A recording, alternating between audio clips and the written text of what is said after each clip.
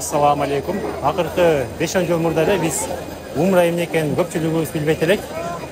Мына эми ошентип өзүбүз да умрага келип, элдин көбү Меккеге келип, бул жерге ибадаттарына келип, же зыяратка келишип, эл ичинде кеңири таркалып жатат.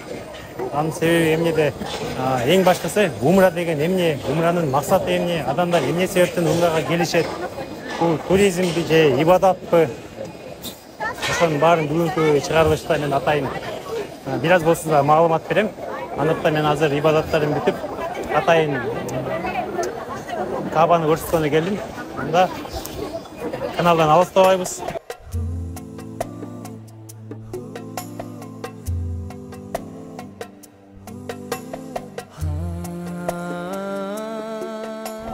لبيك اللهم لبيك لبيك لا شريك لك لبيك إن الحمد ونعمة لك والملك لا شريك لك. Айтылган бул сөздөр талбия деп аталат. Bunun manisi emnеде? Хажыга умрада келе жаткандагы бул айтылган сөздөр өзбек туугандарыбызда бар го. Бирөө кайрылганда лаббай деп жооп берген. Ошого окшош эле. Мисалы лаббайканын мааниси бул мен бул жерде мен Кабага келдим, о Аллахым, мен сенин бардык буйруктарыңа баш ийем жана толугу менен аткарам деп айтылат. Бунун мааниси. Лаббайк Аллахумма лаббайк. Аллахым, мен бардык нерсеге даярмын. Ben ушундай bir абалга келдим. Ысыктыгына карабастан, алыстыгына карабастан, канча расход болбосун баарына чыдап, ушундай bir сенин астыңга пенде катары, күнөөкөр катары мен ушул жерге келдим. Аллахым, мен бардык нерсеге даярмын. Мен умра аралыкта эмес, керек болсо умрадан кийин дагы өзүмдүн элиме, жериме барганда сенин буйруктарыңды тарапка аткарамын. Сен кайтарган нерседен мен кайтамын. Бардык күнөөлөрдөн тыйыламын деп мен кылабыз. Аллах Таалага сөз берип атабыз. Аллахым, мен жакшына боломун, мен оңдоламын, мен түзөлөмүн. Мен бардык күнөөдөн тыйыламын, бардык ибадатка бекем боломун, намазыма бекем боломун, орозума бекем боломун, адамдардан болгон мамилеге бекем боломун, алдабаймын, кидат этпеймин, биринчи шапкасын экинчисине кийгизбеймин. Demek Allah Taala bizge elinden buyruğun olsun, şu takat karışız gerek. Bir gana umra içemez, 14 gün içemez, gerek olsa umradan keyin dağı. Umradan bargandan keyin dağı, siz menen biz kelişimge bekem boluşubuz gerek. Umraga келгенде Мединадан Меккеге кетип атканда жолдо bir жарым саат, 1 саатка жетпеген жолдо мечит бар. Бул мечиттин аты Микат. Микат бул жерде тарыхы кандай болот, аны эң жакшысы умра башчысынан сурап алайынчы. Азаматка, но Микат не мечит бул жерде, бунун мааниси неге токтодук айтып коесузбу ошону? Бул жерде Пайгамбар саллаллаху Мединадан Меккеге карай чыкканда умра ниет менен ушул жерге келип ниет кылып ихрамга кийген. Бул Микат мечити. Мединалыктар Меккеге карай жол тартканда ушул жерден ихрамга ниет кылып кирүүсү милдеттүү. Умранын шарттарынын бири болуп бул ихрамга кирүү болуп саналат. Ихрамга кирүү бул көбүбүз буну ихрам деп билебиз. Бул эки бөлүктөн турган кеземени. Буну кантип кийүүнү да көрсөтүп коеюн, көбүнө кызык болсо керек.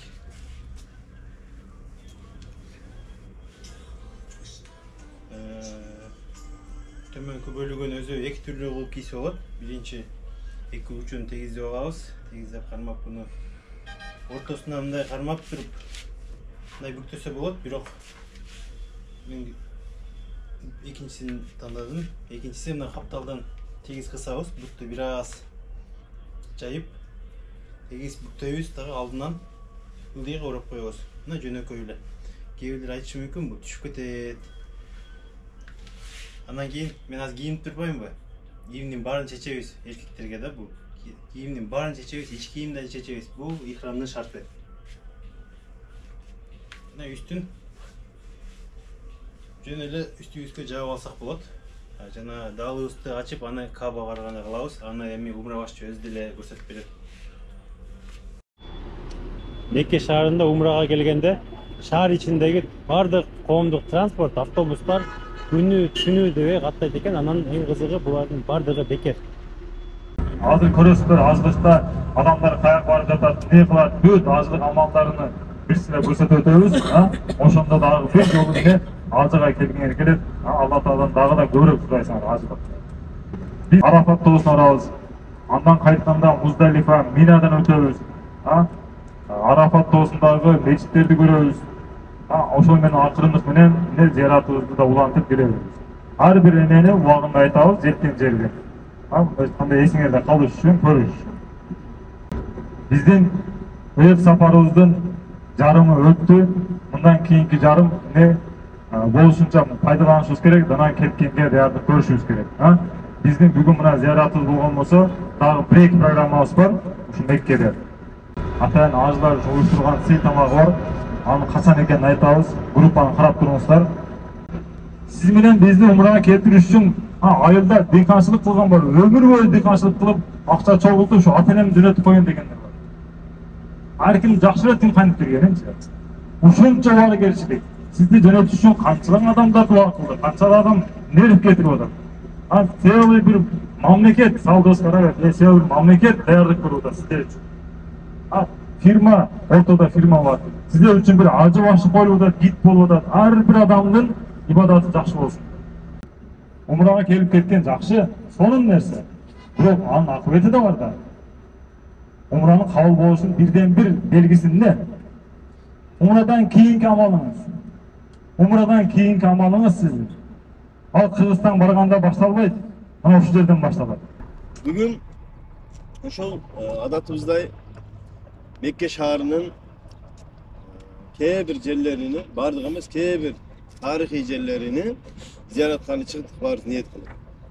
Ошонун биринчиси башталышы мына силер артыңарда турган Жабал Саур. Бул өгүз тоосу деп аталат. Абу Бакр радыйаллаху анху айтты, бизге Алла Таала уруксат берди, Медина шаарына көчүп кетебиз деп. Пайгамбарыбыз саллаллаху алейхи ва салламды Абу Бакр радыйаллаху анху жетеледи дагы, ушул жерге качып келишти.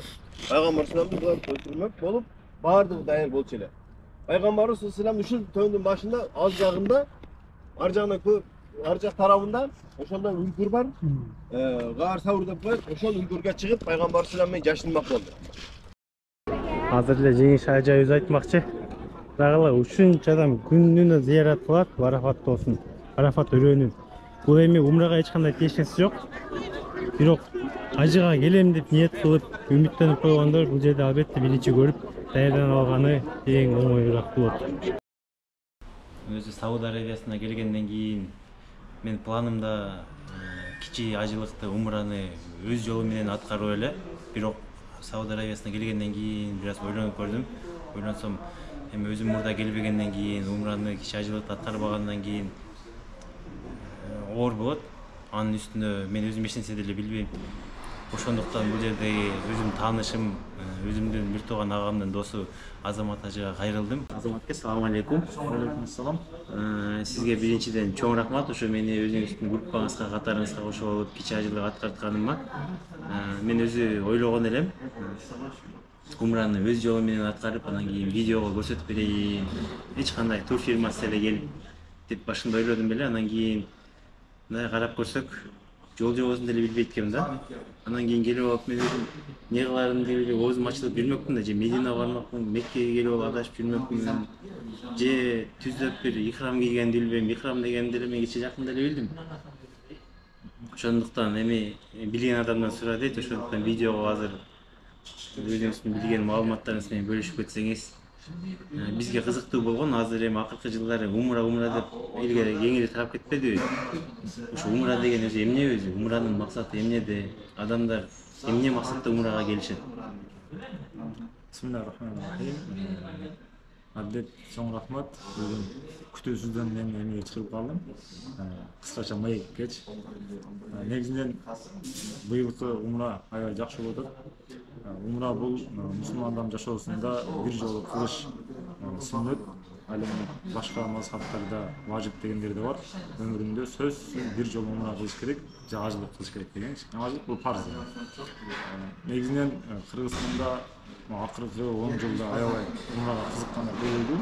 Мисалы үчүн биз 2008 Саудовская Аравияга келгенде умрачы деген нерсени такан көрчү эмеспиз. Кыргызстандыкты Меккеден көрүп калсаң аябай сүйүнчүлүк. Бага учурашып эметипчи. Акыркы 10 жыл десек болот. Менимче Кыргызстанда ушул умра деген түшүнүк кеңири жайыла баштады. Себеп дегенде бул баягы чоң ажылыкка караганда бир аз айырмасы болот дагы. Акча жагынан да бир аз азыраак, арзаныраак болгон үчүн адамдарга бир аз мындай жеңил болуп атат. Бирок бир жагынан биринчи умрага келип, андан кийин чоң ажыга келген болсо, бул бир кыйла жеңил болот да адамгачы. Себеби ал умрага келгенде таваф боюнча, сайы боюнча, негизи эхрам кийүү боюнча, жалпысынан Сауд Арабиясындагы көрүнүш боюнча маалымат алып алат. Андан кийин чоң ажылык кылган болсо, бул ошол кийинки чоң ажылыкты дагы да жеңил кылганга өбөлгө чыкат. Анан кийин өткөндө мен сизге Медина шаарынан жолуктум да. Ошондо жолугуп ошол жерден баштадык да, ихрам кийипчи. Башка шаардан баштаса кандай болот эле, мисалы Риядка учуп келип, Жиддадан баштаса, сиз эмнеге Мединадан баштадыңыз аны? Биз Мединадан баштаган себеби бул ажылардын дагы бир аз ыңгайлуу болушун кааладык. Себептегенде түз эле Меккеге келип умра кыла турган болсо, жаңы келген адамга бир аз түшүнүксүз болуп калат. Ал каякта жүргөнү, эмне кылганы, эмне кылып атканын өзү да кээде адаштырып алат, башка кылып. Ошондуктан биринчи Мединага түшкөн болсок, бул Мединада адаптация болот. Жалпысынан сүрөттү көрөт, мындайча айтканда, ызы-чуусун көрөт, пробкасын көрөт, кыйгынын көрөт дегендей. Анан ошол Мединадан Меккеге карап келгенде 3 күн Мединада туруп, өзүнө ажы даярдайт. Бул бир. Экинчиден, Сауд Арабиясына келгенде Меккеге келүүчүлөр кайсы тараптан келген болсо, биздин шариатыбыз көрсөтпөгөн. Мисалы үчүн Эр-Рияд борбордон келгендер могу жерде эхрамга кирсин, Мединадан келгендер бияктан кирсин, Йеменден келгендер бияктан, Ирактан келгендер бияктан кирсин деп ар бир аймакка өзүнчө шариат белгилеп койгон микат деп коет, эхрамга кирүүчү жер. Ошол жерден киргенге жакшы мүмкүнчүлүк болот. Бул экинчиден, үчүнчүдөн Мединадан эхрамга кирген болсо, Медина менен Меккенин ортосу 4-8 километр. Өзүңүз көрдүңүз, 6 саат, 7 саатта келдик. Ошол 6 саат, 7 саатта ажы дагы да көбүрөөк дуа кылганга, истигфар айтканга, дагы да Кудай Таалага жакындоого чоңураак мүмкүнчүлүк болот да. Себеп дегенде сапарда, эхрамда, ыйык жерде дуа кылынса, ал дуалар кабыл болот. Анан кийин сиз эми бул чөйрөдө көптөн бери иштейсиз, тажрыйбаңыз бар, умра, ажылык эмне экенин билесиз. Элдер мисалы билбейт да, Кыргызстандан ата-энесин жөнөтөм дегендер бар, жакындарын өздөрүбүз келебиз дегендер бар. Анан кийин алар умра тандап атканда тааныштары болбосо, эмнесине көңүл буруш керек? Умра фирманын өтүп фирманын. Негизинен азыр маалымат майдан кең болуп калбадыбы? Интернетке кирсең деле бүт немелер реклама чыгып атат, башка чыгып атат.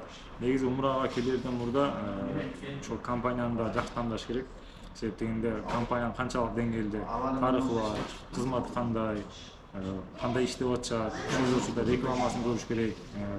Азыр эми комментарийге карап деле баа берилип атпайбы? Ошол адамдар ой пикирин билдиргенде жакшы пикир билдирип атышабы же жакшы эмеспи?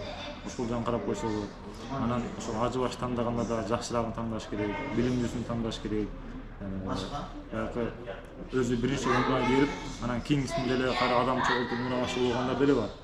Анан келип адамдарга руханий сабак бере албаган, адамдарды руханий жактан азыктыра албаган ажбаштар болуп калат да.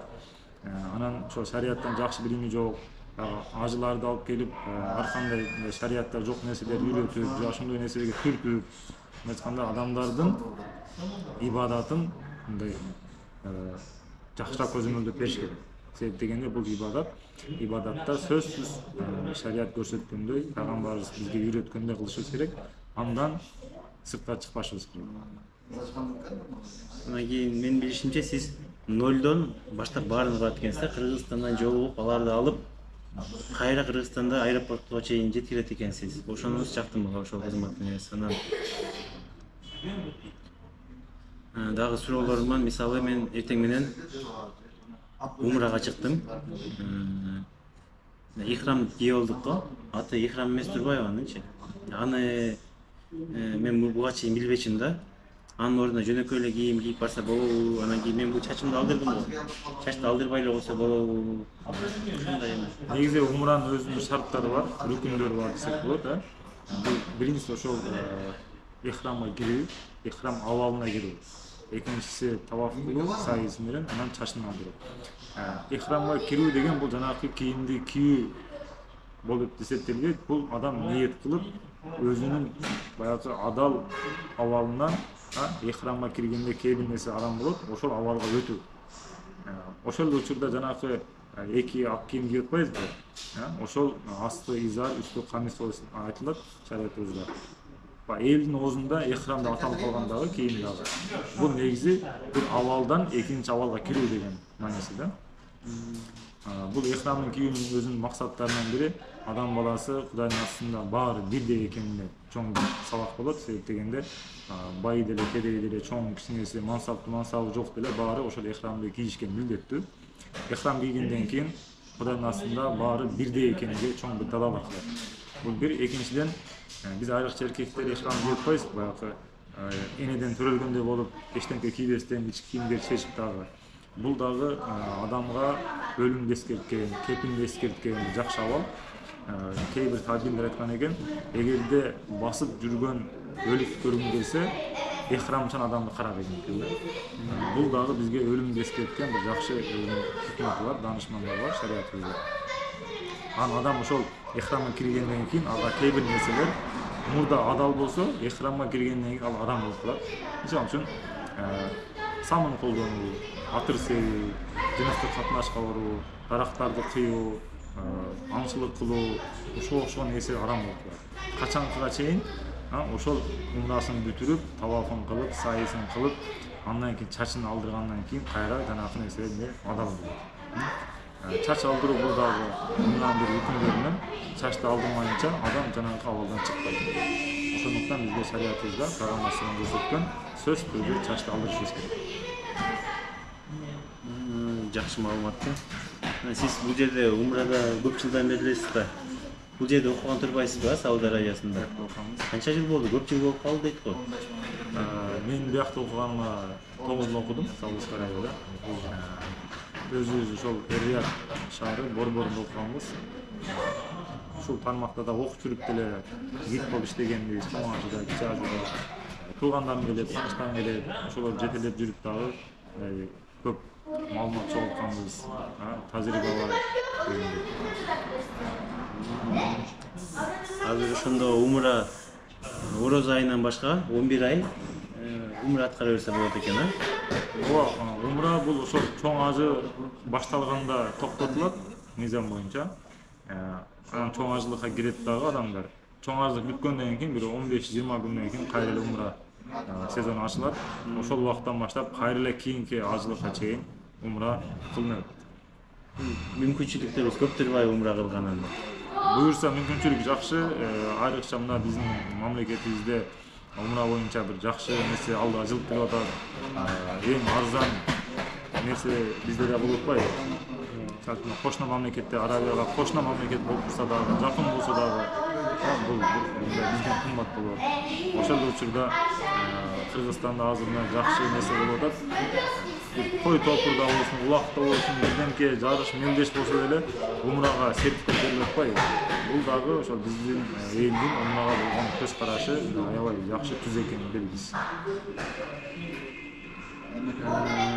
Жакшы экен. Анда сиз убактыңызды алмайын, Азамат ажыке чоң рахмат. Ушул мен сизге ыраазымын, Аллах сизден ыраазы болсун. Кичи ажылыгыңыз кабыл болсун. Рахмат. Андан кийин сизге эми кетем дегендер, умрага барам дегендер кантип кайрылса болот? Мисалы эми сиз азыр кайсы фирмадасыз? Хаят Travel'десиз? Биз азыр Хаят Travel компаниясында иштешип атабыз. Эгер умрага барам дегендер болсо, биздин ошол телефон номерибизди жазып байланышса болот. 0509 88 88 70. Ооба, Хаят Travel чоңдойм, анда канчалаган умра башчы бар. Алар менен адашпайлы. Сизге кайрылуу болот экен да.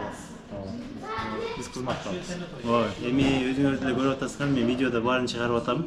Азамат ажы менен мен Мединада кошулдум. Ошондон бери Меккеде аз кече ажылыгымды бүтүрүп эртең кетип атам. Бирок Азамат ажы эртең дагы программасында көп нерселер бар экен. Мединада 3 күн калышты, ал жерде зыярат болду, Ухуд тоосуна, Куба мечитине, анын баардыгын тарыхын айтып берет. Мага ким айтып бермегиле эгер өзүм баргандачы. Андан кийин эртең Жиддага барып кемеге түшөт экенсиздер. Кыскасы Мекке, Медина, Сауд Арабиясы менен ислам динин жакындатканы көп жардам берет экенсиздер да. Ошон үчүн чоң рахмат сизге. Чоң рахмат Адлет, сага да ийгилик, жакшы жок. Кайран кыргыз эч качан ачка калбайт депчи. Кыргыздар атайын Меккеге келип, бул жерден дагы арабтардын тамагын жей албай, Орто Азиянын тамактарын атайын заказ кылып ичет. Сөзсүз салат жок болбойт. Тамак болбойт.